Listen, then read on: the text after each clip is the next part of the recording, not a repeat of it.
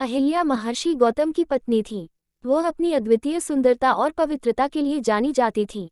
पौराणिक कथाओं के अनुसार अहिल्या को ब्रह्मा ने स्वयं बनाया था और उनकी सुंदरता स्वर्ग के देवताओं को भी मोहित कर देती थी। इंद्र, जो देवताओं के राजा थे, अहिल्या की सुंदरता से अत्यधिक प्रभावित हुए। उन्होंने अहिल्या को पाने की इच्छा जताई, लेकिन अहिल्या महर्षि गौतम के प्रति समर्पित थी और उनकी पत्नी थी। इंद्र का ये कार्य पौराणिक कथा में काम और वासना का प्रतीक है। एक दिन महर्षि गौतम अपनी सुबह की पूजा के लिए नदी पर गए। इंद्र ने इस अवसर का लाभ उठाने के लिए महर्षि गौतम का रूप धारण कर लिया और आश्रम में प्रवेश किया। अहिल्या इस छल को पहचान नहीं पाई और इंद्र के रूप में महर्षि गौतम को अपना पति समझकर उनके साथ संबंध बना लिया।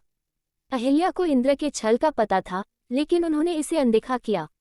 इस संस्करण में अहिल्या को भी दोषी माना जाता है, जबकि अन्य कथाओं में उन्हें निर्दोष बताया गया है। जब महर्षि गौतम आश्रम लौटे तो उन्होंने इंद्र को अपने वास्तविक रूप में देख लिया। उन्हें अहिल्या और इंद्र के बीच हुई घटना का पता चल गया। क्रोधित होकर महर्षि गौतम ने इंद्र और अहिल्या दोनों को श्राप दिया। महर्षि ने इंद्र को हजारों आंखों से ढकने का श्राप दिया, जो बाद में देवी देवताओं की प्रार्थना पर कमल के चिन्ह में बदल गया। अहिल्या को पत्थर बनने का श्राप दिया गया, जिसमें उन्हें अपने किए का प्रायश्चित करना पड़ा।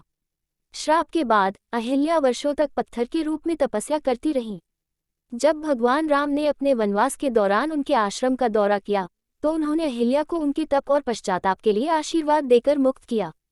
राम के चरण स्पर्श से अहिल्या पत्थर से पुनः जीवित हो गईं।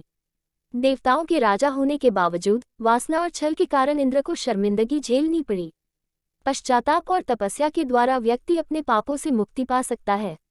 महर्षि गौतम ने अपनी पत्नी और इंद्र को उनके कार्यों के लिए सजा दी, लेकिन उन्होंने अहिल्या को दूसरी बार एक नई शुरुआत का मौका भी दिया।